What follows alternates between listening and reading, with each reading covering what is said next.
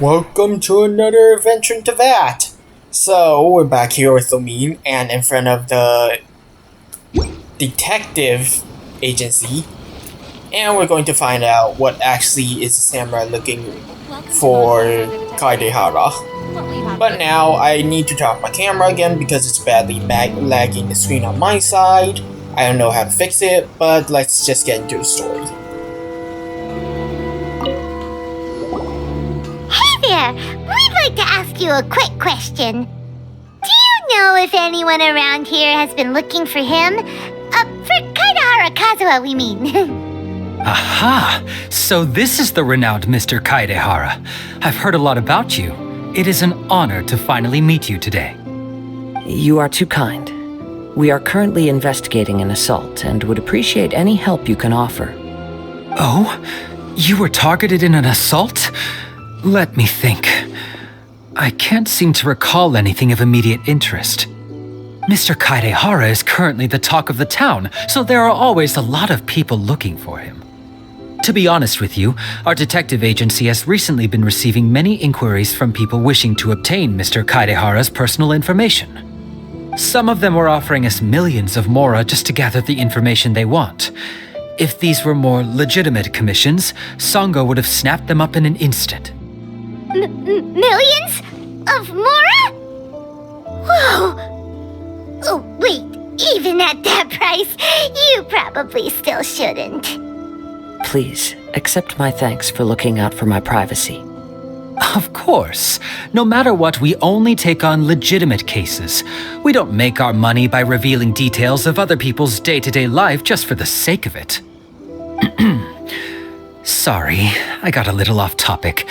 What I'm really trying to say is, it doesn't surprise me that a complete stranger is looking for Mr. Kaidehara. But I wouldn't know where to begin if we want to connect this with an assault. Then let's put that connection aside for now. Have there been any other attacks or similar incidents recently that stand out as particularly unusual? The Tenryou Commission had very few leads, and I thought you might have some information from different sources. It's true that the commissioners aren't clued up about every little thing that goes on out in the streets, but typically, it's only the most trivial events that manage to escape their attention. If anyone had been out there attacking people, that would be assault, in which case the Tenryou Commission would absolutely get involved. That does make sense. Uh-oh. Looks like the trail's already run cold. I still find it difficult to believe that whoever attacked you hasn't been causing any trouble elsewhere. Few people possess your prowess in battle, so unless you were the first person he targeted, someone is certain to have been hurt by now. Is this your way of getting praise? I am well aware of your talents. There is no need to be humble around me. In fact, I'm quite relieved that you were the one he targeted. It would cause me great grief to see someone become critically injured or lose their life because of me. For the poor victim, this would be a completely senseless crime. Don't worry, we'll find him. It seems you are every bit the selfless hero they make you out to be, Mr. Kaidehara. Surely this same concern for your fellow man is what drove you to fearlessly raise your blade against the almighty Shogun. You flatter me. Truth be told, I don't know quite what came over me in that moment. You are much too humble. Don't worry, I completely understand your concerns. I will try my best to gather whatever leads I can for you. Oh, actually, there was one strange incident over the last few days. It doesn't involve an attack, though. Let me tell you about it just in case. Sure. During times like this, the more information we have, the better. All right then. Recently, 2 people went missing from the city at around the same time. One of them is a pretty well-known collector, surnamed Nagato. The other, Amenoma Yuya, is a samurai from the Amenoma clan. Amenoma! Now there's a familiar name. Right. Yuya is the nephew of Amenoma Togo, the owner of Amenoma Smithy. 2 grown men going missing at the same time. Their cases are likely connected, but I don't know much in the way of details. I recalled this because Amenoma Yuya is also an accomplished martial artist who is skilled with the blade. Perhaps he is the one you are looking for. Understood, though it seems highly unlikely to me. I neither know this man, nor do I have any idea why he may wish to attack me. We'll investigate both incidents at the same time. Sure, can't hurt. We never know what we might find out along the way. Thank you, Ryuji. We'll start by making some inquiries at the Amenoma smithy. Sounds good. All the best with your investigation. I'll get moving shortly myself.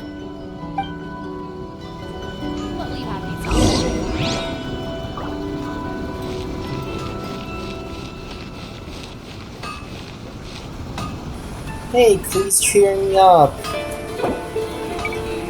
But I don't have time to... Never mind. Back onto the story.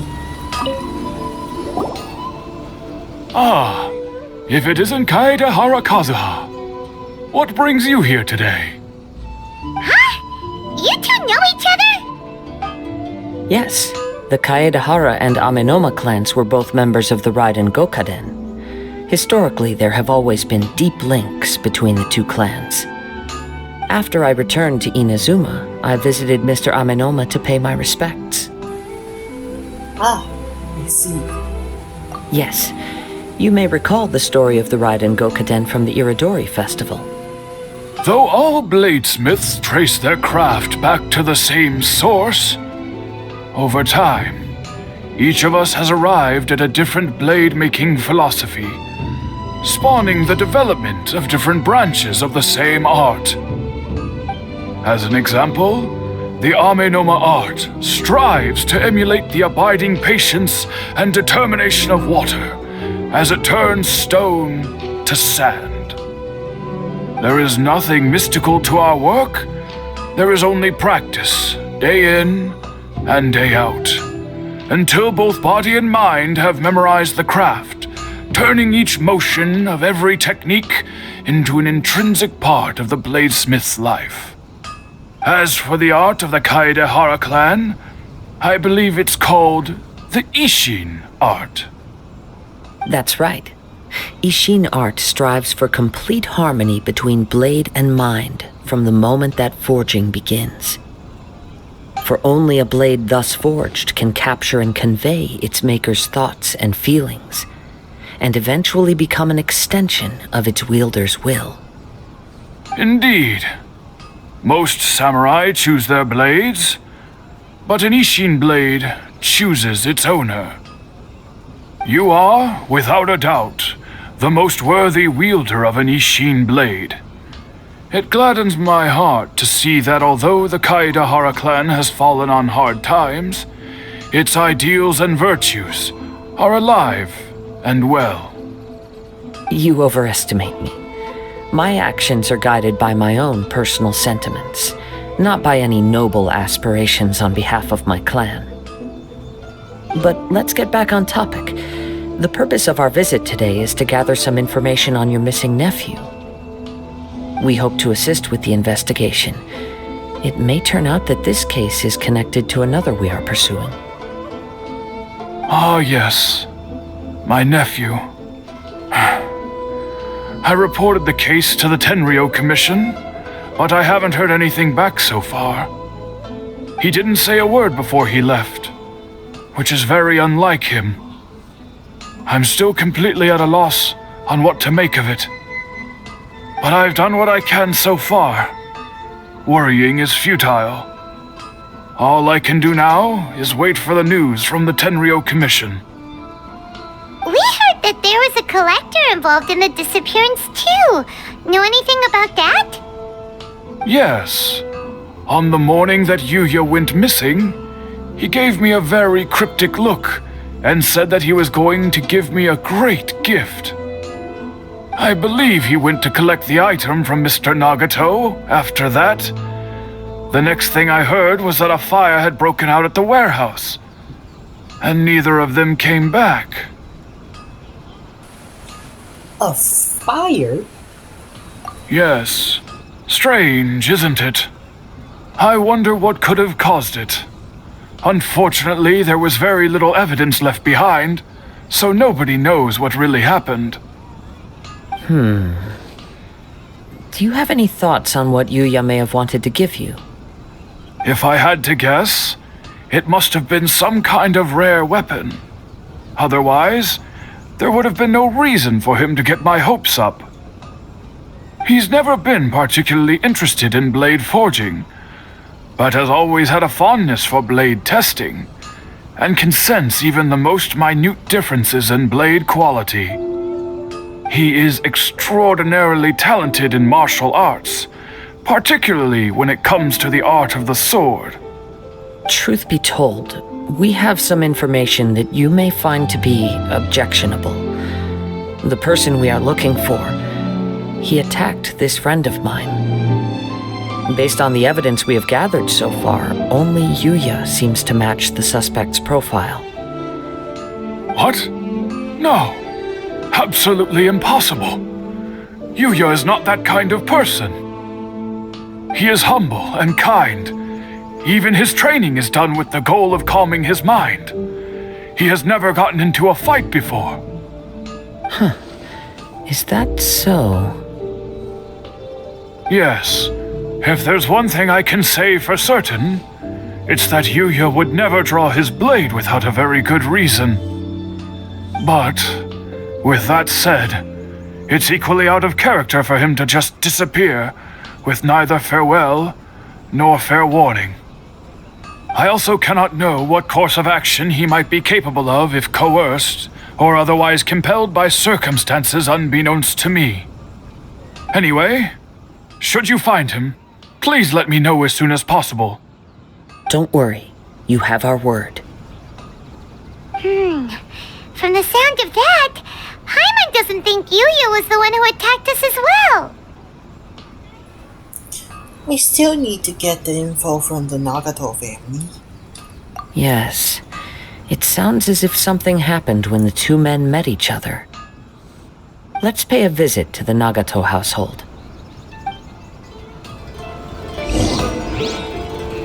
Growing up, Yuya never caused anyone any trouble. What could have happened to him?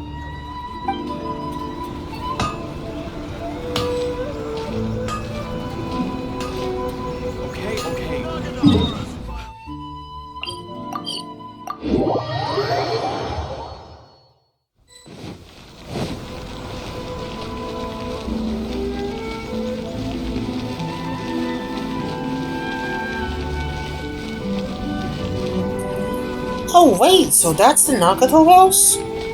I mean, I didn't know them, but... Huh. Okay.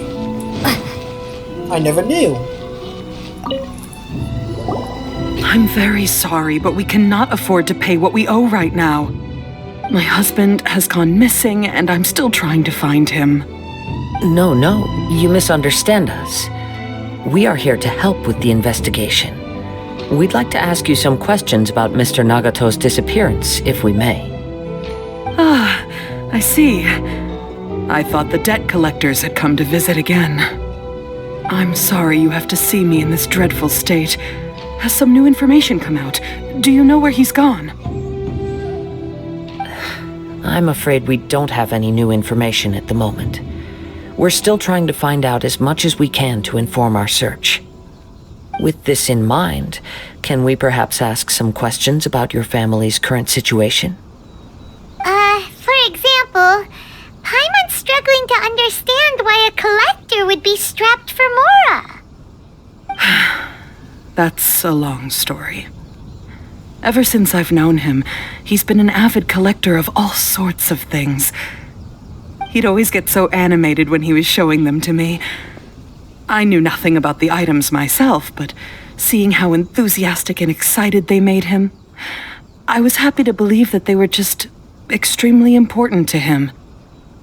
Everything was fine when we first got married, but as time went by, things changed for the worse. Uh-oh, what happened? He lost his sense of restraint. He started buying more and more things, and even resorted to borrowing money just so he could pay for them. Our expenses really spiraled out of control when he started getting interested in weapons. It was awful. There were days when he'd spend hours down at the warehouse admiring his weapons even as debt collectors were descending upon our house. He wouldn't sell them, wouldn't even touch them. Just sat there staring at them like he was in a trance. I'm happy he has a hobby and I'm willing to support him, but making ends meet has to come first. I've tried talking to him about it so many times, but he never listens. On the last day that I saw him, I gave him an ultimatum.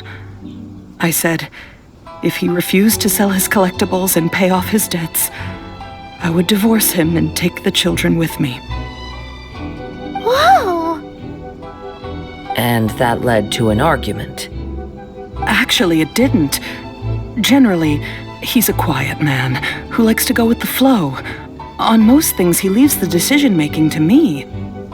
You must understand, I never would have dreamed of threatening him with divorce if the debts hadn't pushed our family to the brink. After I said those words, he froze and was silent for a long time. When he finally spoke, he awkwardly mumbled that he would pick out a few items to sell. His voice was so meek and pitiful that I felt an urge to take everything back. But then what? If I didn't draw the line, what would happen to our family? It's important to set boundaries. Had I not indulged his bad habits, we wouldn't have found ourselves in such a predicament. And I also don't know if he had actually come to his senses, or if he was simply angry with me. The next thing I heard was that our warehouse had caught fire, and both he and the buyer had gone missing. I see. I understand. Amenoma Yuya came to purchase a weapon from Mr. Nagato.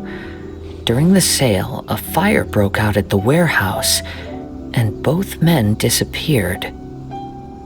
At first, I assumed they must have gotten into an argument over the price. But my husband has never been one to negotiate. He never even haggles when he's out buying groceries, so it's hard to imagine him getting into a fierce argument. Maybe he was feeling the pressure from the debts? I don't know. He just disappeared after the warehouse burned down. Perhaps he's too afraid to come home now that all his collectibles have been lost in the fire, and he's got no way to pay off our debts. Even though I'm still a little mad at him, we're a family, and I want us to face our family's crisis together. As long as he's willing to turn over a new leaf, I know we can work things out. Please don't get upset. There could be more to this situation than meets the eye. If collecting things is a habit that Mr. Nagato had his whole life, it is quite unusual for this habit to change so drastically over a short period. But the information we gathered from the other side suggests Amenoma Yuya is also a mild-mannered man who would not be likely to start an argument. This situation is getting a little confusing. A little confusing? More like completely mystifying. Let's try a change of scenery and see if we can piece together what we've learned. Rest assured, we'll notify you if we find anything. Thank you so much. I just want him to come home.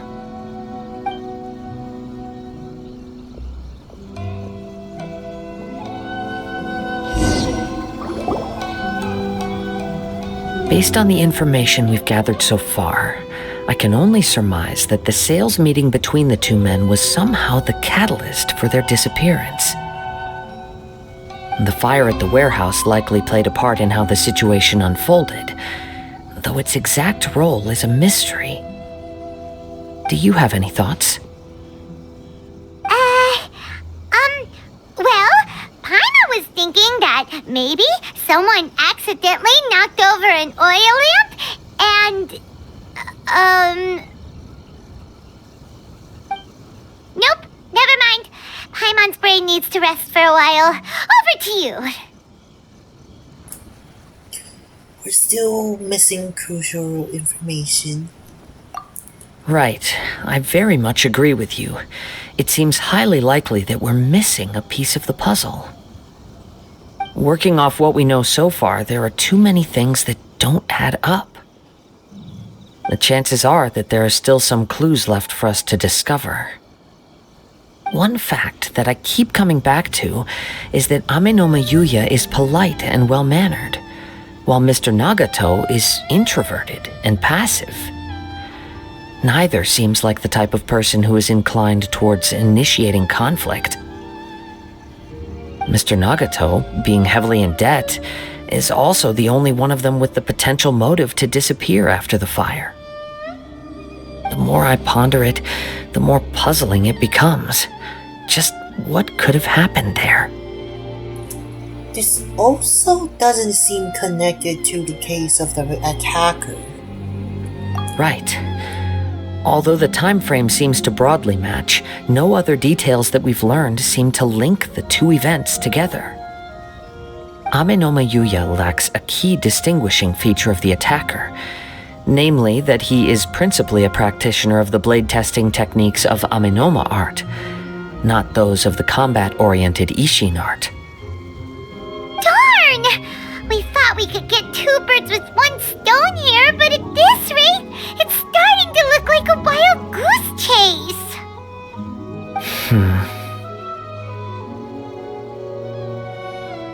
Let's keep going, since we've come this far. If we can solve the case, both Mr. Amenoma and Mrs. Nagato will be able to get some closure. Okay, but where should we go now? Let's head out of the city and check out the warehouse. There's still a chance we may be able to find some shreds of evidence.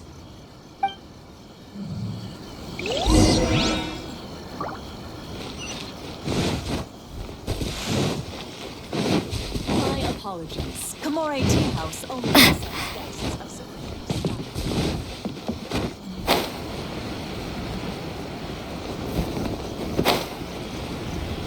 As long as Sensei is here, my dojo can be reclaimed.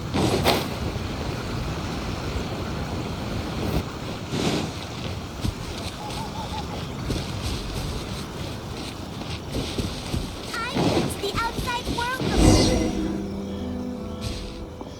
Wait. I hear something ominous in the wind. Oh! This must be another one of those sounds that only you can hear.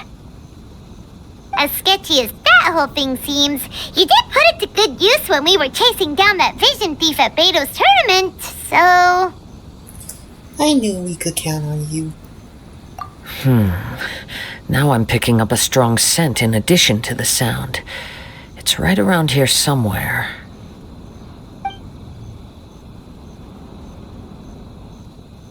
But there's nothing here. It's gone now, but I can still sense the direction it left in. It felt very much like that ancient presence in Inazuma, the remnants of the Tatarigami. Tatarigami. That's one thing I didn't expect to encounter here. Indeed. But this unexpected spring of inauspicious energy may prove to be of benefit to our investigation. We should remain vigilant and approach slowly.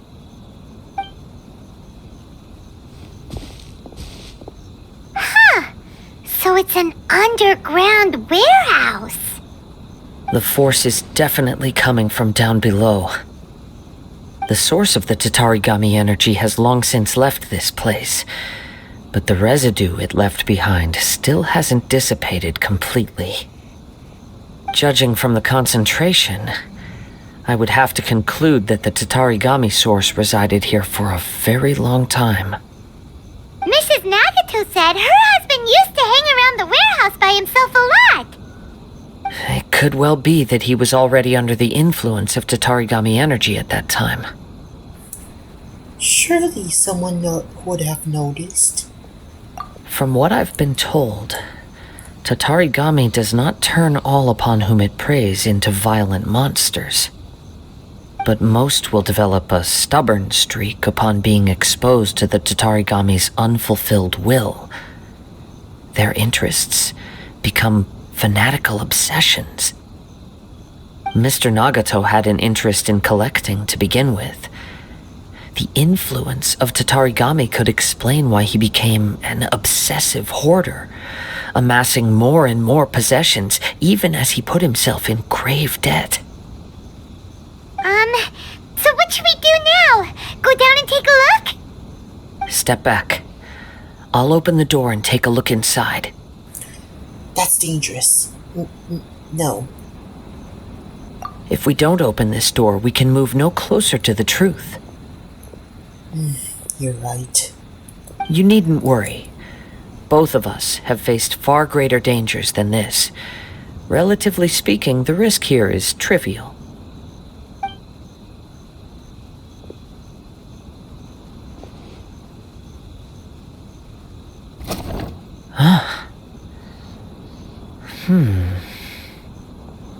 What's down there?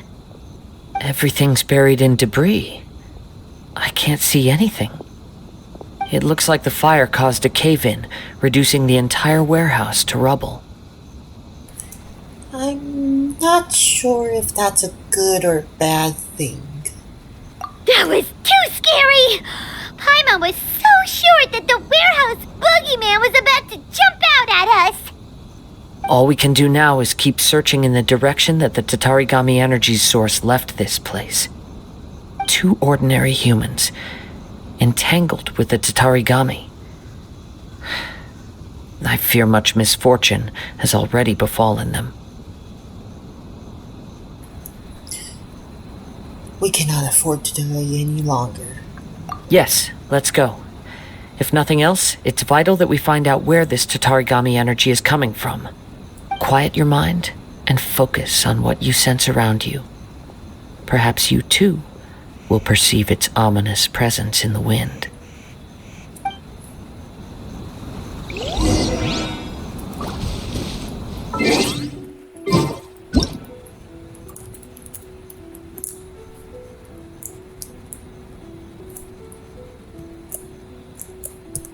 Hello?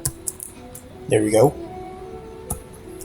And anyways guys, thank you guys for watching. Make sure to leave a like and also leave a comment. And if you kindly do so, make sure to also tap that subscribe button and also bell. Because the next thing we're facing is Tatarigami energy. And nothing is worse than being influenced by the mind. So we gotta suit up, Lumina and me, and make sure she doesn't fall asleep in the process. Anyways, again guys, thank you for watching. And we'll see you all next time. Rest well, Lumine. It's a long fight ahead.